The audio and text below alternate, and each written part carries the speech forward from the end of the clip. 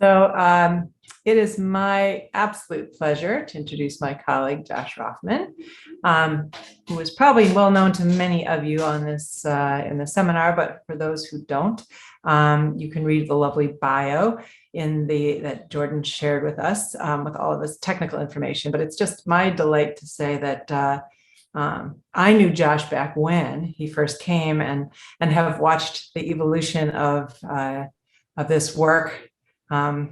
Say brain health begins before birth, and Josh's career going down this path begins before this project, and has always had a very clear focus on what his work could do to help people writ large. He's a fabulous mentor and collaborator, and has developed this project largely through the good relationships he's built all through our institution and beyond. And so I'm really looking forward to hearing this newest iteration of this nice long channel of work he's been pursuing.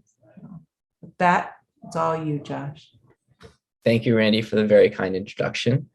As one of my earliest mentors, way back when we were using the MIND data, which at the time was a giant cohort of 200 something schizophrenia patients. 400. Sorry, my bad. That was certainly very critical in me getting my start with imaging and chronic mental illness. So it's been a pleasure to work with you longitudinally as well. Hi everyone. Thanks so much for being here today. For those of a small number, but not zero, who recently attended the Mass General Neuroscience Leadership Council, my apologies for the degree of overlap. There will be some additional information here, but since that update was about 2 weeks ago, I can't say that much has changed in the meantime, but hopefully you will still enjoy the presentation. So today, I'm going to talk about our efforts in the Early Brain Development Initiative here at MGH, which, as Randy alluded to, is I don't even use the word multidisciplinary because I think it really is transdisciplinary, meaning that with the synergy that we have across areas of expertise and departments, our goal really is to be more than the sum of our parts, not just putting everybody together in a room. So with that said, I just wanted to briefly introduce my team, which I'm pleased to say has grown substantially over the last year since the last time I spoke with this group. And as you can see, we are fortunate to have expertise from across psychiatry, obstetrics, pediatrics, and medicine, and looking to grow beyond those departments as well. So no need to convince anyone here that the public health burden of neuropsychiatric disorders is immense. But what might be newer to some of you is how early that burden begins. This is a slide I really like to show from a Lancet review article from a few years ago, just showing years lost to disability, which is a frequently used metric of disease-related burden as a function of age. And it's a complicated figure, but you don't really need to look at the legend on the right to know that red is mental and behavioral disorders, since it's so prominent, and neurological disorders right below it. But the thing to notice here is not just how prominent that signal is, but when it begins. So by age 5, mental behavioral disorders, neurological disorders as a class contribute more to public health burden than any other class of illness. That continues all the way into midlife. And after that, of course, the absolute burden does not go down. It remains high, if not getting even higher. What happens is that these other areas of medicine begin to come on board in terms of increasingly proportionate morbidity. So these problems really do start early in life, even though we tend to think of late teens, early 20s as the peak time of onset for numerous disorders ranging from depression, bipolar to schizophrenia. as it turns out, and this is really the pivot that my career has taken over the last few years, it's not just early, it's really early. And there is now a really consistent and compelling story from epidemiology to suggest the importance of the in utero environmental illness. Torches infections and most recently Zika provide ample evidence of this, and just in terms of proof of concept, although these affect, of course, fairly small number of individuals. However, other infections, influenza is the one that's been known for the longest, but more recently it's become clear that even mild infections during pregnancy, like urinary tract infections, are associated with increased risk of poor neurodevelopmental and neuropsychiatric outcomes. This was a paper that came out a couple of years ago looking at large population and risk for autism and other disorders. And what you can see here is that any kind of maternal infection, including minor urinary tract infections, are associated with substantially increased signal, almost twice as high of risk for autism in the presence of one of these infections in utero. Of course, there are non-infectious causes as well that have been extensively studied: stress, malnutrition, substance use in pregnancy, especially early in pregnancy, any medical complication of pregnancy, birth complications, gestational diabetes, preeclampsia, et cetera. All of these have separately been associated with increase for poor neurodevelopmental outcomes. This was one of the classic initial studies showing effects of malnutrition. There have been a couple of studies now looking prospectively at populations that were exposed to famine conditions in utero. And in this case, the Chinese famine in the late 1950s, early 1960s. What you're looking at here is incidence of schizophrenia by year of birth in China. And you can clearly see that for those who were born during the time of the famine, the risk for schizophrenia doubled and then went back down to baseline. Of course, famine is a non-specific insult, right? There's the nutritional piece and all of the other stressors that go along with it. So saying it's just famine is probably too simplistic an explanation, but clearly the effect is there and quite considerable. We just published a paper looking at the ABCD cohort, which is an ongoing study of almost 12,000 adolescents in the US who were enrolled at age 9 to 10. And what we did simply was look at whether there are cumulative effects of these sorts of insults on risk for clinically significant symptoms. So here that's operationalized as a child behavior checklist score of greater than 60. And for those who had no prenatal events like maternal substance use, birth or obstetric complications, et cetera, the absolute risk for having a clinically significant score at age 9 to 10 was only about 4%. You go up to 4 or more, which was not uncommon, and that risk goes up to nearly 30%. And we saw this in both kind of the main cohort, and we also replicated it in a different part of the cohort that involved multiple siblings in the same family. And there we were also able to show that when there was concordance between siblings in terms of exposure load, the sib who had more exposures had worse CBCL. So that helps to address familial and other unmeasured confounders. That said, of course, we know that the most important determinant for risk for psychiatric illness, for most psychiatric illnesses, is genetic. Of course, we know at this point that it's polygenic. There's no one gene. Otherwise, we would have found it a long time ago. But those effects across hundreds or thousands of genes do add up. Does that play out in terms of the early life environment? Absolutely. So this was an important paper from a couple of years ago from Danny Weinberger's group showing that, first of all, interestingly, the genes that have the strongest signal in GWAS studies of schizophrenia are strongly expressed, disproportionately expressed in placental tissue. And when you take that polygenic risk score, which canvasses risk across all of these, in this case, the top 108 genes, And you stratify based on those kids who were versus were not exposed to early life complications, so basically obstetric and birth complications in this case, you see a big difference. So for those who were exposed, you can clearly see the increase in odds for schizophrenia across the genetic risk quintiles. But for those who were not exposed to these factors, it's flat. So again, genes and environment. The genetic predisposition only matters in this case in the additional presence of these early environmental risk factors.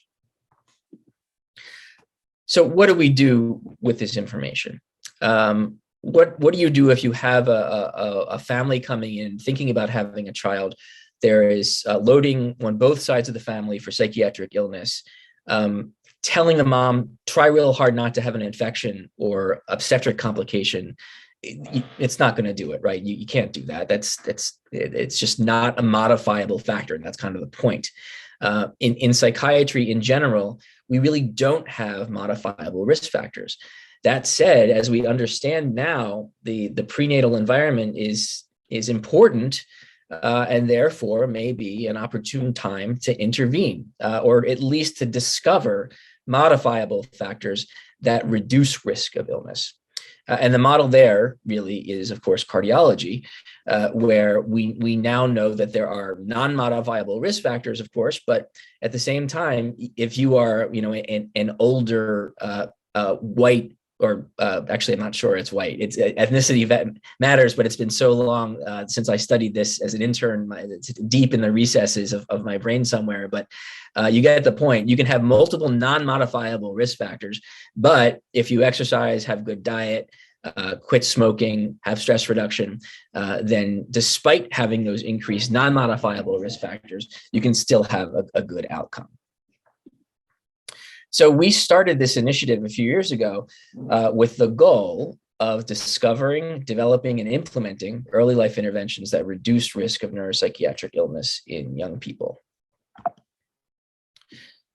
And, this is not the first birth cohort, right? There have been numerous attempts to study children from early in pregnancy and link that early environment to neurodevelopmental outcomes. But what makes our approach different is, first of all, again, we are not just approaching this as psychiatrists or obstetricians or pediatricians.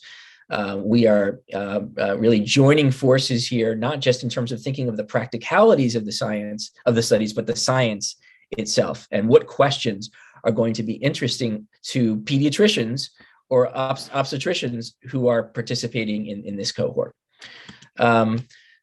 Critically, the focus is on neuroprotection and early intervention, not risk. Of course, risk is of interest, but for us, it's primarily of interest as a way to stack the deck.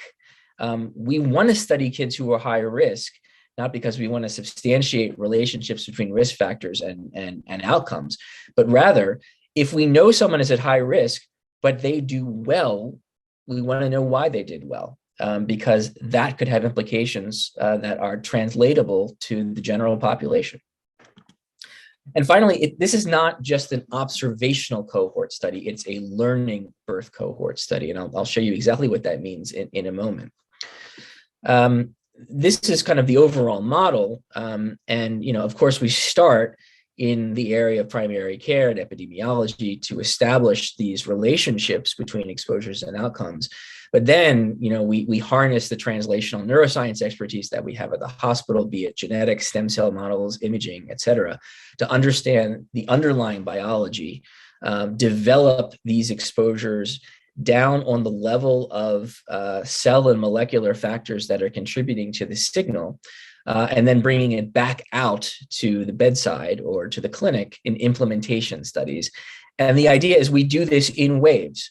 So say over the first 5 years, as we hopefully discover factors that are associated with improved outcomes, we implement them in the next wave and see what else falls out.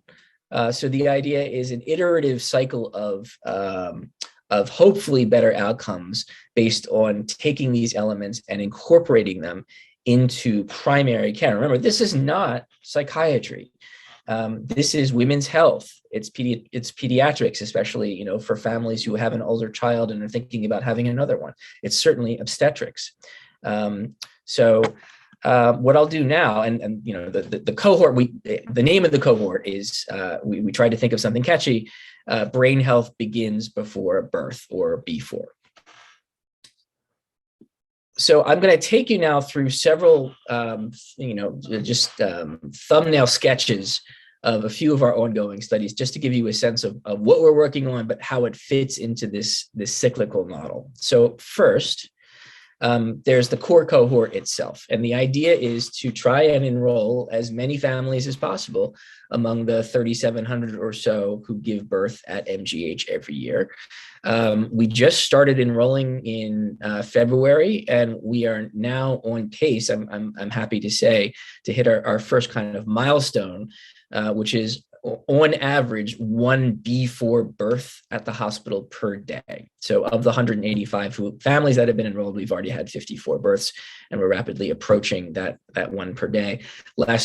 Beginning of last week, it must have been a full moon. We had 5 on one day. I think that's a record.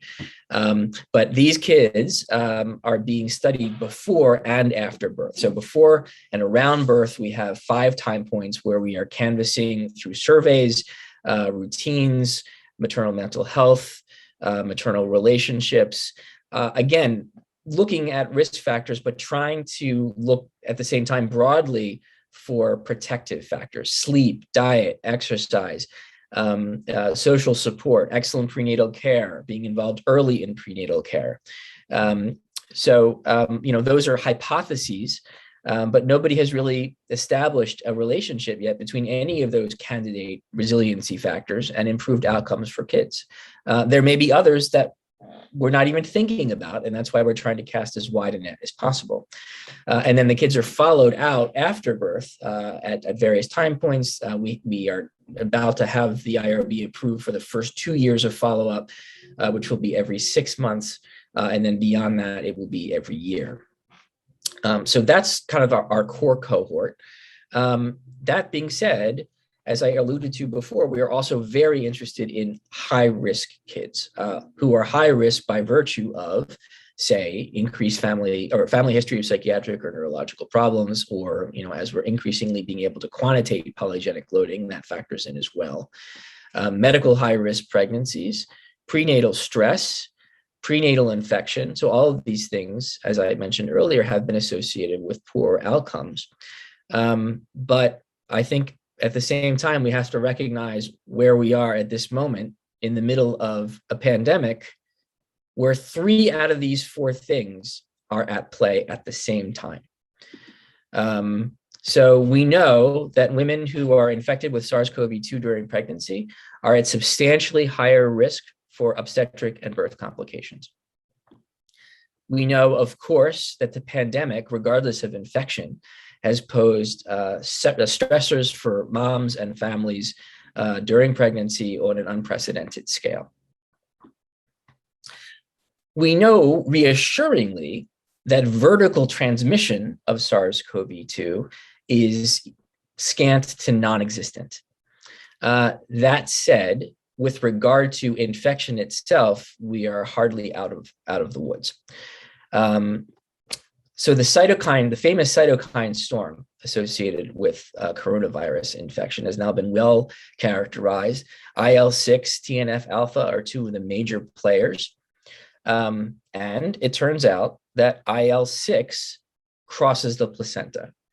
And previous studies of IL6 have shown that higher IL6 levels in maternal sera from pregnancy associate with poor outcomes. This is a study of schizophrenia, again, in one of these large longitudinal cohorts, showing, especially in the first trimester of pregnancy, that higher IL6 levels are associated with increased risk for psychosis in the offspring. TNF alpha, to the best of our knowledge, does not cross the placenta, but it does influence the expression of cytokines in the fetal circulation by mechanisms that are poorly understood. And again, higher TNF alpha levels early in pregnancy are associated with the same outcome of increased psychosis. So clearly there are multiple reasons for us to be studying kids who were born during the pandemic, regardless of whether mom was infected. And again, would it be surprising to see some increased signal in terms of poor neurodevelopmental outcomes for these kids? No, it wouldn't be. But that's not what we're primarily interested in. We're interested in kids who have been exposed but do well. And so we have started this secondary study called ASCEND, Assessing COVID Effects on Neurodevelopment. Smaller number enrolled to this point, but there are hundreds of families that we have not yet approached. Of the ones that we have, all of them, the moms, were enrolled in these COVID-related biospecimen repositories during pregnancy. So we have specimens from the mom. We are enriched for families of Latinx descent, mirroring the disproportionate burden in that population during the height of the pandemic. And we're starting to get some returns. So as I mentioned, it wouldn't be surprising to see some signal, and we are seeing some signal. This is 12-month outcome data, relatively small n, of course, but across several domains, communication, fine motor, personal, social, we are seeing lower scores on the ages and stages questionnaire in kids who were exposed to the virus during pregnancy compared to kids who were born around the same time and therefore potentially exposed to the same stressors, but not exposed to the virus. So more to come with this story. But again, obviously, we're at the same time canvassing these potential resiliency factors to see if they might be offsetting some of the risk. I'll quickly move through these last few slides just so that we have some time for discussion. It turns out that there already is at least one factor that in our work and other labs have associated with better outcomes. In particular, risk for autism seems to be substantially reduced, really by as much as half, when moms take folic acid, as all women of childbearing age are supposed to do to prevent neural tube defects. But for women who are starting prenatal folic acid either before pregnancy or in the first couple of months of pregnancy, those kids across multiple studies now, and after controlling for socioeconomic factors that might confound this relationship, those kids do have lower risk for autism. We found in a study looking more longitudinally through adolescence, and Randy was involved in this one as well, that exposure to higher levels of folic acid early in pregnancy tracks with changes in brain development during adolescence, and in particular, a delay in thinning of the cerebral cortex that appears to be protective against risk for psychotic spectrum symptoms in adolescence. So folic acid is there, it's already recommended, it's inexpensive, it's safe, but as I'll get to in a moment, the uptake is not fantastic. So that moves us right to an implementation thing, right, that we're ready to study, and we are. Briefly, I will mention, taking this into the lab, looking at folic acid and effects of cytokines on stem cell models of brain development, organoids in particular. This is work that Rakesh Karmacharya and I are doing in the lab. We're basically exposing these organoids, and the goal here ultimately is to get cord blood from kids who were born in the B4 cohort. And as they develop, of course, in real time, we're taking their cells, growing organoids, and exposing those organoids to things that they may or may not have been exposed to during pregnancy. So it's kind of like a twinning idea. And again, seeing what's happening on the level of cellular and molecular biology. And it's just one example. This is not looking at organoids, but rather looking at just cortical pyramidal neurons in culture. In these measures of mitochondrial energy metabolism, again, those exposed to IL6 have an abnormally high level of metabolism, potentially reflecting, some adaptation to IL6 exposure. But when you pre-treat with folic acid, that effect is mitigated. So just one example of what we're looking to accomplish with the stem cell studies. But finally, as I mentioned, we have an implementation problem already for folic acid. Where and this is a meta-analysis that is now submitted for publication across a whole, thousands and thousands of moms, knowledge of the guidelines of periconceptional folic acid is not bad, 68% of pregnancies, but uptake of periconceptional folic acid leaves a lot of room for improvement at only 27%. There are also gaps on the level of providers between their knowledge of how important this is, again, not just for autism, but primarily for neural tube defects, and whether they're doing something about it. So we're taking this into our community clinics. We're starting in Chelsea to try to understand what are those barriers to implementation for folic acid, especially in Latinx community that is especially high risk for numerous socioeconomic reasons. And if we can understand what those factors are, we can design interventions to try and improve the uptake, whether it be on the patient level, the provider level, or probably both, to give us a shot at better outcomes for these kids. This is basically just to sum up. What are we looking for? Other factors besides folic acid: nutrition, sleep, physical activity, et cetera. Looking at stem cell models of how these factors, the ones that we can introduce in addition at least, influence brain development, identifying barriers to implementation, and then, as I alluded to at the beginning, really starting the next cycle. Ultimately, of course, we would love to take this outside of MGH as well.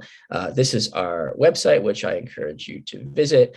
And then, in the unfortunately 2 minutes that we have for discussion, I would love to hear your thoughts about how to involve others in this research, especially in the McCance ecosystem. We're starting from a nice initial investment from the hospital, which we're now halfway through. So we really need to start thinking about sustainability through some combination of federal funding, but also philanthropy. And finally, as again I touched on, we really want this to be inclusive, not just to inform discovery of protective factors in different cultures, but also how to implement those factors once they're through the cycle. And I will stop there. Thanks very much. Thank you, Josh. That was awesome. Yes, you can virtually clap for him, because if we were all together, it would be awesome to be able to give him the applause he deserves. So that's so cool. If people have questions, Rudy, you've got your hand up. Go ahead, put your hand up or put them in the chat. Go ahead, Rudy. Yeah, great talk, Josh. Really enjoyed that. And I'm just wondering, at a more technical level, if you're looking at cytokine storm, presumably from microglia in the brain, and given the work, Beth Stevens, Ben Barres, and that whole group, that you're inducing astrogliosis. I'm wondering if you have plans to look at effects on astrocytes, reactive astrocytes, whether it's in the brain organoid or other models. So, for example, if you use RenVM neuroprogenitor cells, you'll get combinations of neurons and astrocytes, whereas it's a more mature neuron. I'm just wondering if there's any plans to extend your work into the effects on astrogliosis and how that might impact everything from autism, schizophrenia, et cetera, later on. Yeah, great question. Yes, that's something we would love to do, and specifically in the stem cell study. So we can do it two ways. We can do co-cultures where we're culturing out specific species of glial cells, microglia. We can co-culture them with pyramidal neurons, or we can use the full organoids, which are going to have all of these species, and see kind of what happens naturally as they play together. Let's say, for example, and you bring in the complement story, which of course extends back to the GWAS hit in schizophrenia and the major histocompatibility complex. We can take someone who's at high risk, genetic risk, because of those variants, or let's say you have a family where there's already a sibling with autism, and the mom becomes pregnant, and we're including that pregnancy in our study. So you've got increased genetic loading, regardless of whether it's one of these gene-specific syndromes, the GWAS hit, or just general polygenic loading for autism. And then we can look at those cells, and we can expose those cells to other things, be them inflammatory insults or others, and see what happens, plus or minus those exposures, but also plus or minus potential protective exposures like folic acid, let's say, or others that evolve from the work that we're doing. The point is, we can look at different fates using tissue from the same person and compare what's happening in the dish to what's happening in real life for the same kid over the first couple of years of life. Yeah, I mean, I know we have to go on to the next talk, but and this may be other questions, but you're looking at cytokine effects directly on neurons, which is interesting. I just would think that it's as, or maybe even as important to look at the intermediary of astrogliosis from microglia and wanting, so I guess you can make iPS drive astrocytes from the same person, put those in with the neurons, et cetera. And the organoid, you also could have them. But that was just because I don't often think about cytokine effects on neurons, but it's interesting you got the effects on ATP. I've never seen that before. And in Alzheimer's, ATP levels would directly affect, a neuron's susceptibility to tangle formation, for example. So that's really interesting idea. So, yeah. Great. Thanks, Rudy. So I know we've run out of time, but that was great, Josh. If people, Josh, do you want to put your email address just in the chat? Not that you're that hard to find at MGH, we can all use our directories, but if people have questions for him, you can direct them. You can chat in the side here or just contact him directly. And in terms of your question about how to work better with McCance, you're doing it. This is it. It's awesome that you were here. And please come back for more of these seminars, because where the topics overlap is where we get interesting new synergies. So that's really good too.